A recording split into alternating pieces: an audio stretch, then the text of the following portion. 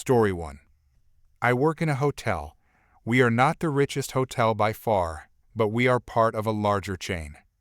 With the current situation going on in the world, my hotel is very limited on what we can offer for breakfast. Our local health department will not allow us to do our famous hot breakfast until the number of new cases in my area decreases. This means that we can only offer grab-and-go items, nothing heated. We are also not allowed to open our dining room, not enough space for social distancing. What we are allowed to serve are things that can be taken back to the room and eaten cold or heated in the microwave.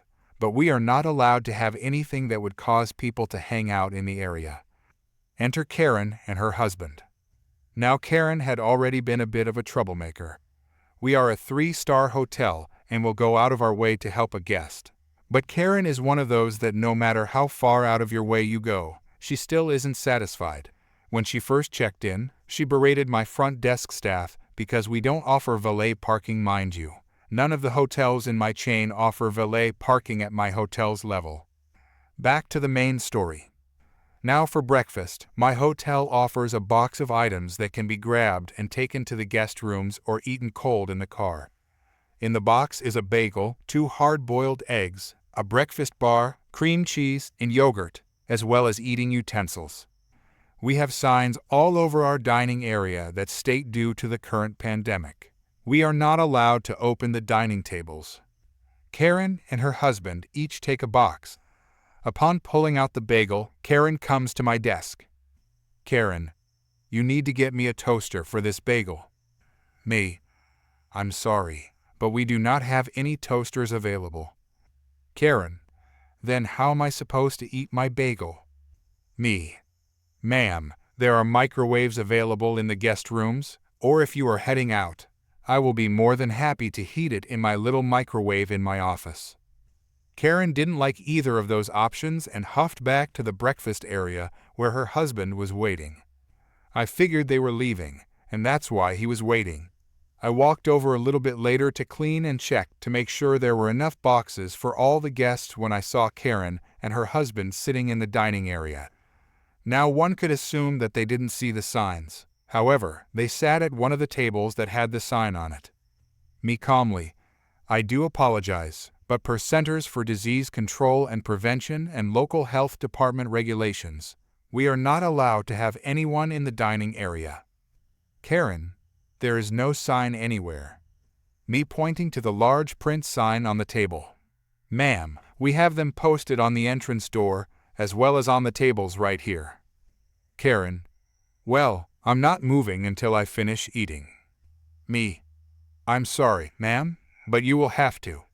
If the health department sees you here, we can be shut down as a public health nuisance. Karen's husband, let's just take our things back to the room.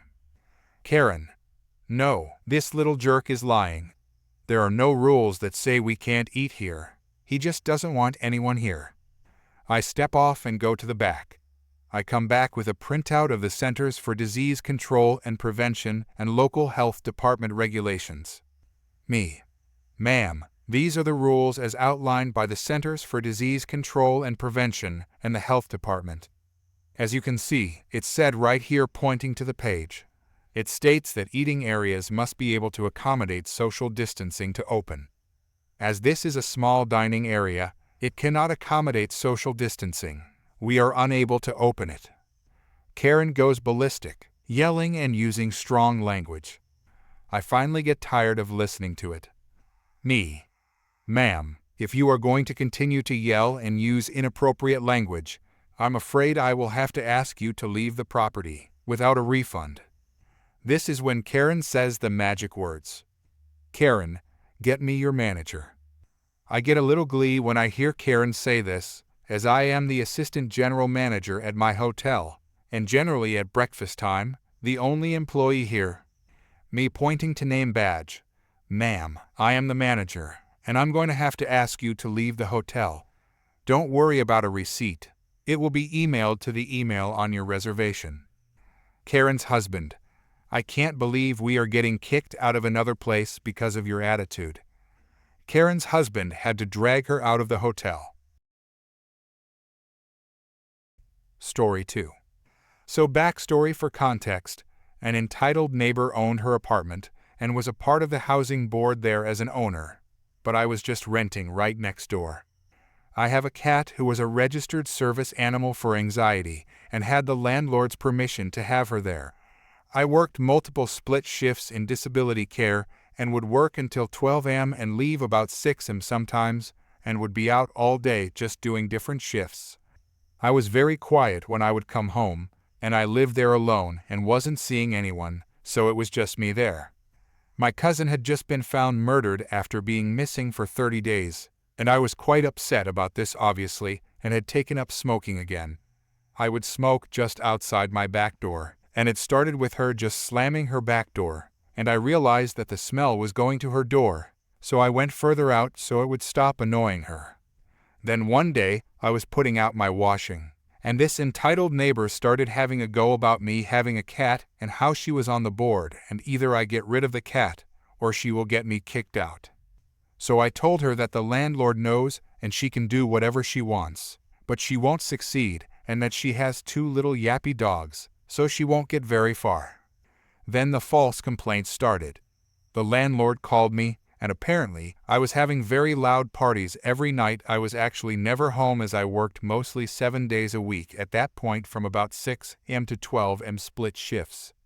On the days that I was home, I could hear her yelling and screaming at me from her house, or she would bang on my walls in the middle of the night randomly, waking me up and causing me to have nightmares. She called the police on me numerous times. I ended up recording her to prove to the landlord that it was her and not me. I actually had one of the other elderly owners on my side, and she defended me to the board as she had heard and seen what this entitled neighbor had been doing to me and knew that I wasn't nasty as I would do her shopping for her on really hot days. Eventually, it all became too much for me because I was trying to grieve for my cousin, and I informed the landlord that I wanted out and asked if I could break my lease without copping a fine, and she said absolutely because I was a model tenant in the other homes I had rented from her. Here comes the revenge part. I had a week off to move out and clean, so I played nothing but metal music really loudly, banged on her walls at night, and filled her letterbox with baked beans. Story 3. I work at a medium-small jewelry store with 8 other people. Today, my boss tried pulling one of his typical power moves by loudly berating me in front of my coworkers and customers. It didn't work out well for him. As a goldsmith, my job is to create, repair, renew, and adjust various items to customer specifications.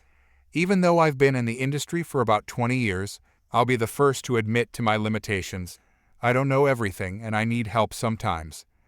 Unfortunately, my boss is a bit of an alpha and feels the need to assert dominance in the most petty ways. One of his favorite methods of demeaning people at work is to loudly declare how easy a repair is and how little time it would take him. Today, I found I had a particularly difficult repair and asked him for advice.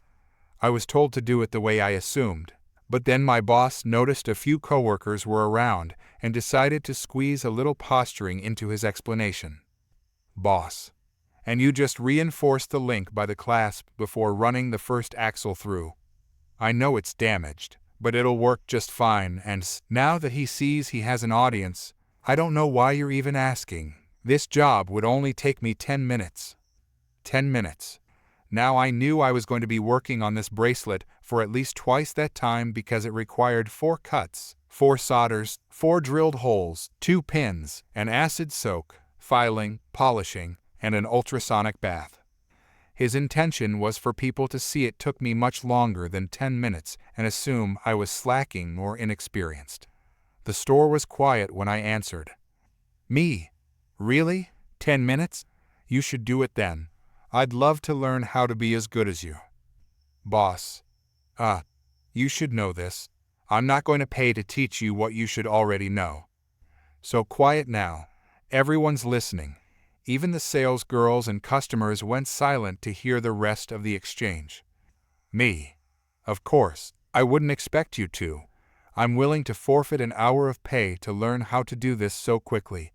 I'll still work after the 10 minutes. Boss. I'm actually very busy and I'll pay you 2 hours of my wages to teach me for 10 minutes.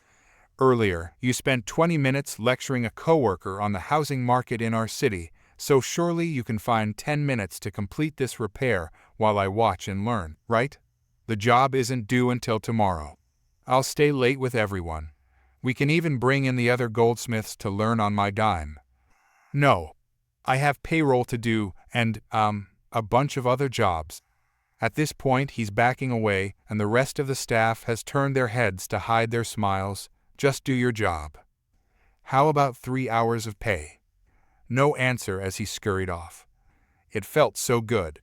Job ended up taking about a half hour spread through the day. He avoided me until I finished. Story 4. When I was child, my mother passed away from cancer when I was 6.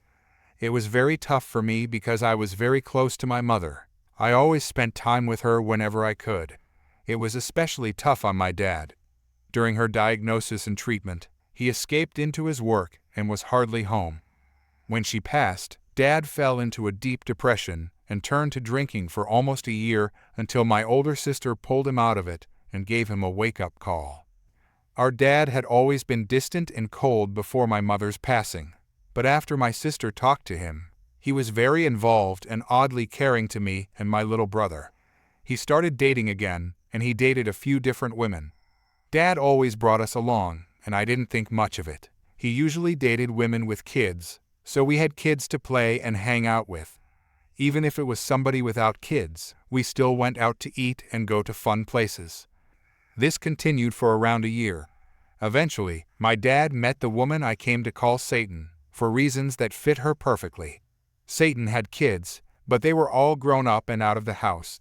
She had all her son's toys and stuff that she allowed us to play with, which were the best of the best at the time. So we had a ball. Satan was also super sweet and spoiled us rotten, so we thought she was awesome. They dated for 3 or 4 months, and my dad seemed happy, and we were enjoying all the stuff we were getting. It wasn't long after this that our dad sat us down and asked what we thought of her.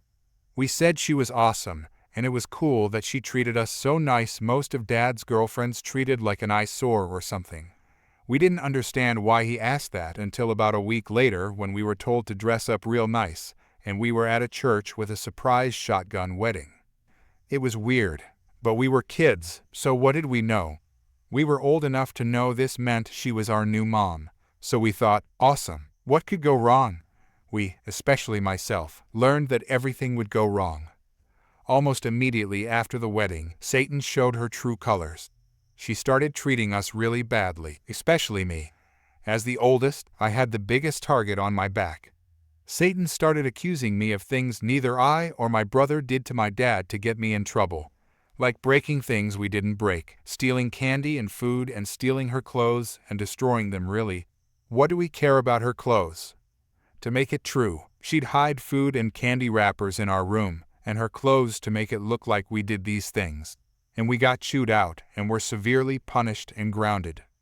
I got it the worst, and it wasn't long before she was straight up verbally and physically abusing me. I tried to tell my dad about it a couple of times, but he blew it off because of all the trouble I was causing and thought I was making it up. I had to suffer from this from 8 until I was 12. By the time I was 12, I was big enough that I physically could take her and intimidate her, and I had enough. I was tired of trying to play by the rules. I was tired of walking on eggshells, and most importantly, I was tired of her. I started acting out and doing whatever I could just to piss her off. I started growing my hair out and blaring metal music from my room. Standard acting out from a teenager, but amped up to the 9th degree. Satan started barging into my room screaming at me, saying that I was the devil, oddly ironic, coming from Satan's mouth, and I was going to hell. Satan would know. I would just crank the music louder and spray body spray in her face. She claimed she was allergic to it and would run out telling my dad about it, which I would get stuck doing all the chores as punishment, chopping firewood and working in my dad's shop. By 15, Satan started kicking me out of the house, like it was some sort of punishment. I'd happily oblige, pack my stuff and stroll out the door. Every single time she did this, she'd call the police and claim I ran away. The cops would pick me up, take me home and tell me to straighten up or I'd end up in juvie. And of course, Satan would play the innocent victim, that I was out of control and she didn't know what to do with me. It wasn't long before I ended up being forced to see therapists plural because I went through several. I turned it into a pastime to mess with them. The kickouts and call-ins eventually ended up getting me thrown in a couple of different mental institutions. My dad was getting frustrated by the situation, but not entirely because of me. He was getting pissed because of Satan pushing him into all of this.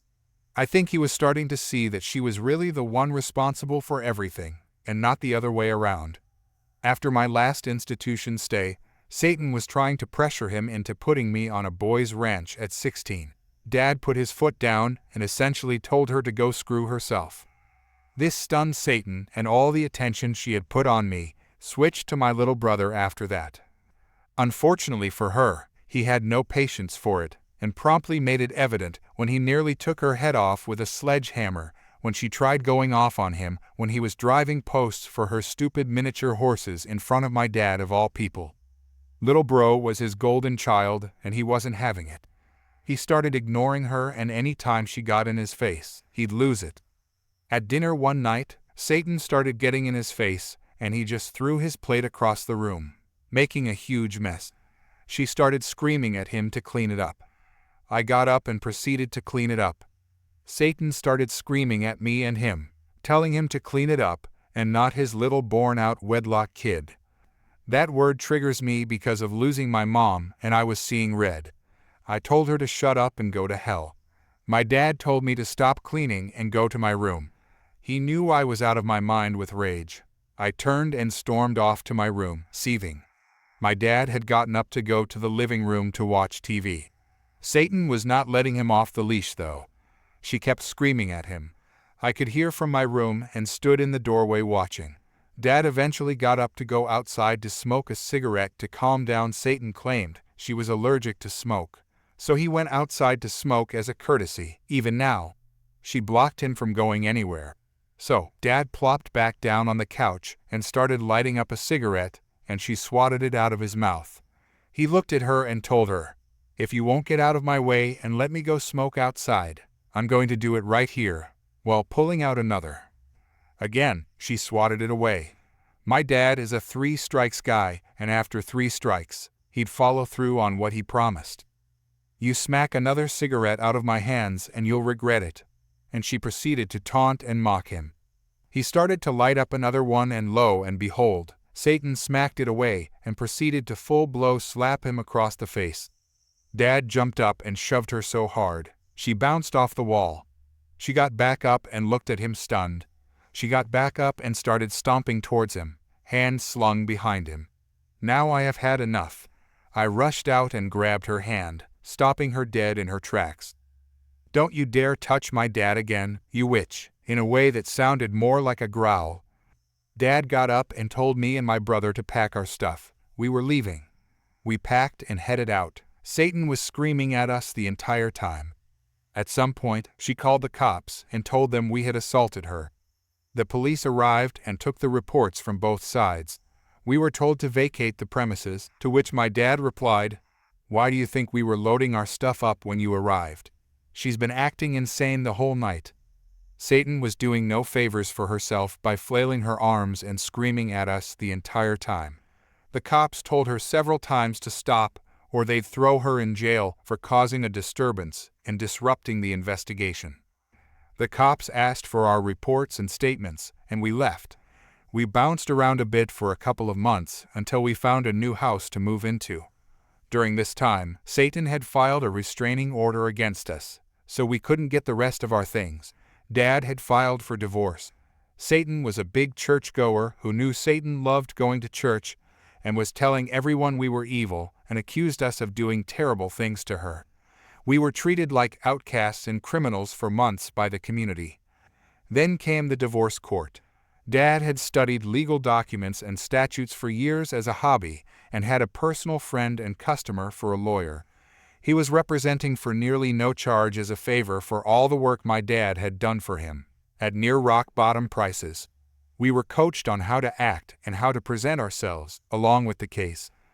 Each of us went up to give testimony, and Satan was sitting there all smug, like she was winning. This didn't last long. I was the last one from our side to give testimony. When my name was called, she looked at me like she was ready to kill me. This woman hated me with a passion after that ring went on her finger, and the thing that pissed her off the most was my happiness. Satan had always enjoyed playing the victim, but she hated when I'd play sweet and innocent. Honestly, the woman hated me through and through, but I knew her triggers. So, I knew just how to set her off. I walked up and smiled all sweet and innocently at her as I walked by her. She was glowing bright red. I sit down and the judge questions me and asks for my testimony. I give one look right to Satan before I start and smile. I turn away, and before I can utter a full sentence, she explodes into an incoherent rant. The judge proceeds to call for order in the court, yelling at the top of his lungs, to no avail. He finally starts banging his gavel before she finally calms down and goes silent. The judge is stunned and looks at his gavel in shock, saying, "In my 20 years of being a judge, I've never had to use this," in a humorous tone. Everybody in the courtroom snickers, and I can't help but burst out laughing. The judge looks over, and I stop immediately and apologize. I look over at Satan and give her a big grin. She absolutely loses it again, and the judge is yelling for order in the court and slamming his gavel again. Again, she goes silent, and the judge is again stunned.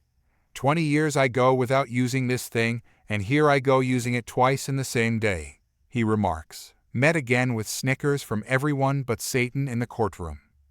By this point, only my dad, brother, and I had in my case was going to give mine given testimony. Satan had not. The judge immediately threw out whatever case she had and reversed the restraining order from against us to her. What's more, he made it a permanent restraining order, citing that anyone crazy enough and stupid enough to go off in front of and to a judge was obviously a danger to the people she was trying to sue and press charges against.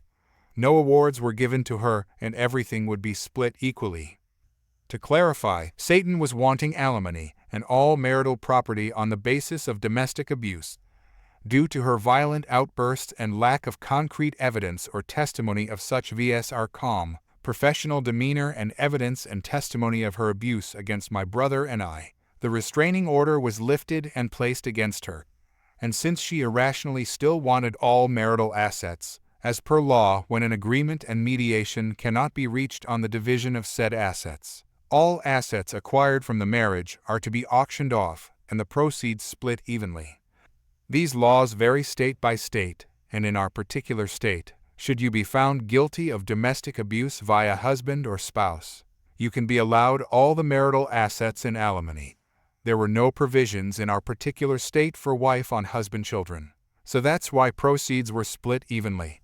However, my father had planned for this before the divorce was officially filed and sold all his valued possessions to his closest friends, with tickets of sale to indicate both transaction of possession and dated before the divorce proceedings, to prove that the items were no longer in his possession and had been sold before the filing of divorce, should she have specifically requested them.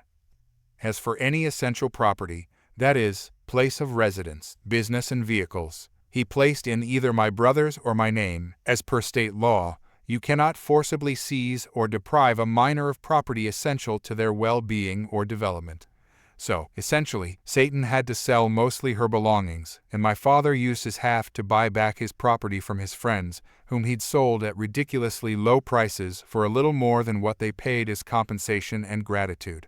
So, Satan had to sell all of her marital assets and require them at market value, essentially making no money in the process. While my dad was able to require his property he had sold cheaply and managed to still have a decent amount of his money still intact, with the added benefit of not having to worry about losing his new home, vehicle, or business.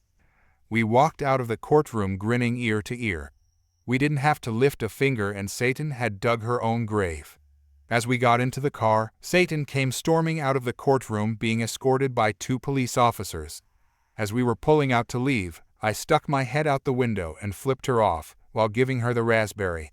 She went off and started screaming and charging at us.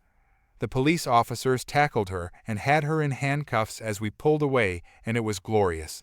We celebrated that night and my dad and I bonded for the first time in my life. Life was good after that. The community had done a complete 180 and Satan was a pariah. Nobody outside of her equally bad daughter and mother had anything to do with her. I was still an outcast and viewed as a freak, but I was okay with that. As long as my dad and brother weren't being shunned and shamed anymore, I was totally cool with it. But my dad wasn't done yet.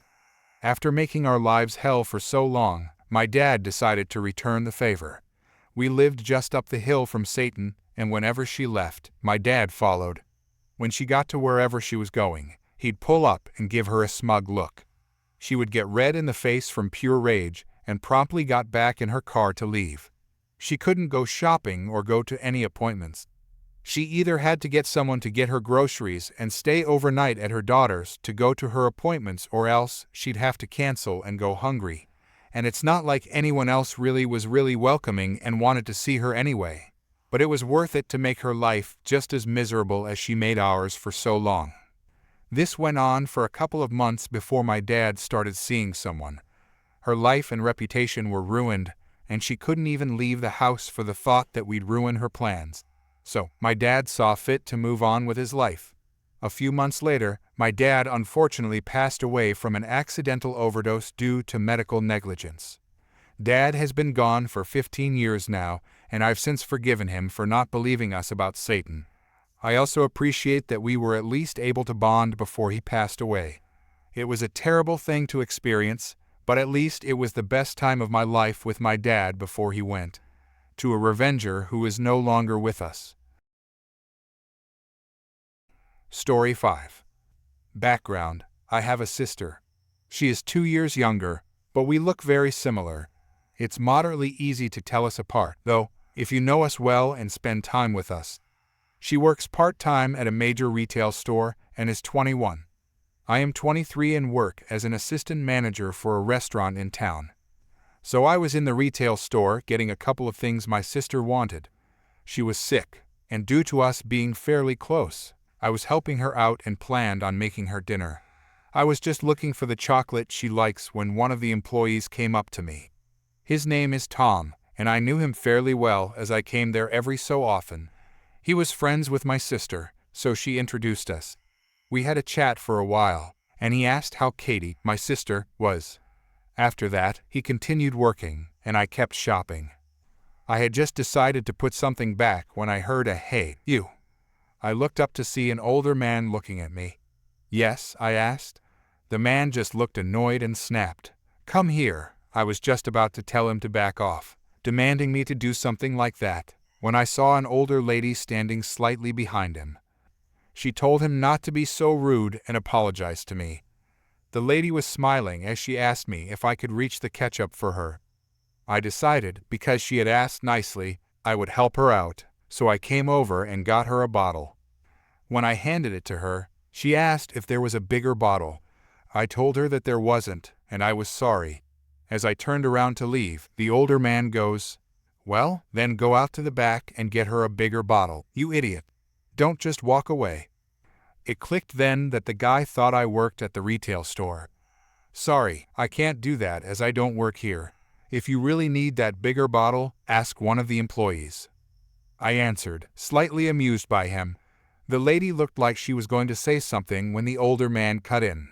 "Don't be foolish. You do work here. I see you here all the time. You're just being lazy." I said, "Sir, you must have mistaken me for my sister. She is the one who works here, not me. I really can't help you." "Liar, you're a liar. My wife wants ketchup. Get her the ketchup. I saw you talking to that boy. You're always talking to that boy. You do work here, you're just being lazy." At this point, he is shouting, and his poor wife, who has done nothing wrong, looked like she wanted to hide. "Sir, for the last time, I don't work here, and I am going to politely ask you to back off." Finally, someone came, but it turned out to be Tom. Tom said, "Is something wrong, sir? This lazy piece of trash is refusing to get my wife some ketchup and is denying working here." Right now, the old man is looking pretty smug, like I'm going to be in serious trouble. Tom responded, Sir, she doesn't work here. You must have mistaken her for her sister Katie. I can get that ketchup for you, though. Liar, she does work here. You're lying. I saw you two laughing and talking. You're just covering for her because you're both lazy liars. I'm telling your manager. Then he just huffed off, leaving his wife to apologize. A couple of minutes later, he came back with the manager and was going on about how I'm so lazy and rude and refusing to help a customer, and so on. The manager just looked at him, nodding along with a smile on his face until the older man finished his rant. The manager said, I can see how this would be a problem if she were an employee. But sir, she doesn't work here. Tom, please get the man some ketchup, then take them to the checkout. Finally, he turned to me and apologized for the trouble and asked how my sister was. When I got home, I made food and told my sister, who found the whole thing hilarious. She said she had encountered him before. Story 6. This is my first post, so be gentle. My summer work uniform consists of khaki pants and a plain red polo shirt, so you see where this is going. It's been very hot this week, and I decided to stop at a major retail store on the way home from work to pick up some ice cream and popsicles for my family. I made it 10 feet into the store when someone asked me if I worked there. I kindly explained that I did not and moved on. Soon after, I was standing near the ice cream freezer with a shopping basket in my hand when a college kid asked me if the store carried a certain brand of ice cream. I showed her my basket and explained that I didn't work there, but I realized that my outfit totally made me look like I did. We both had a good laugh about it and started looking for the ice cream brand together. While we were looking, an older woman approached me and yelled, "You've been helping her long enough. Now show me where the dog food is." I held up my basket, now with several boxes of popsicles in it, and explained that I did not work there. She got really upset and told me that even if I was on my break in shopping, I still had to help her. I slowed down my speech and said, "I do not work in this store." That set her off, and she stormed off to find the manager and get me fired. The college kid next to me laughed through the whole incident and told me to post it here. Story 7. I'm not sure if this totally fits, but she did think I was working for a different company. A little backstory: a well-known health insurance company that serves a major airline has a phone number that is apparently the same as my company's, except for the area code. So I've been getting a lot of wrong number calls at work.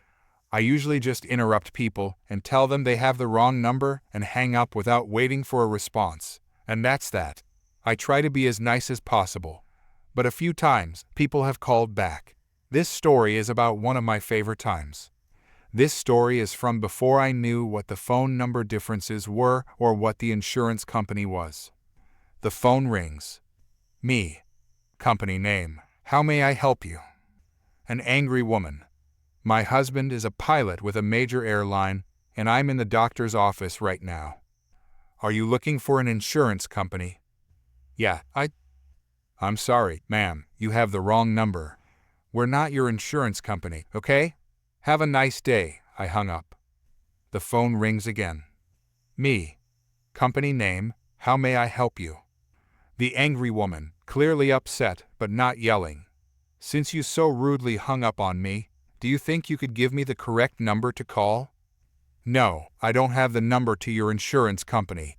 Try redialing. I hung up again. The phone rings again. Me. Company name. How may I? The angry woman, now yelling.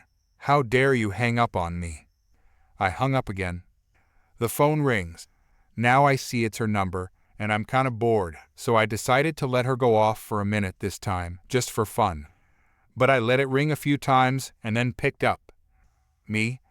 Company name. How may I help you? Are you kidding me? Listen here, Miss Company name. Hang up again, and you're in trouble. My husband is a pilot for a major airline. Connect me to the insurance now. Me? I can't. I don't have that number, and I don't work with them. But can I interest you in our new product? We have the best prices. What is wrong with you? I'm going to have you fired. My husband is a... I hung up while she was still yelling. She called back one more time, and I didn't answer. She hasn't called back since. I guess she figured it out. I feel bad for whoever caught her when she did dial the right number. And I really hope someone isn't actually named what our store is named at the health insurance company or the airline.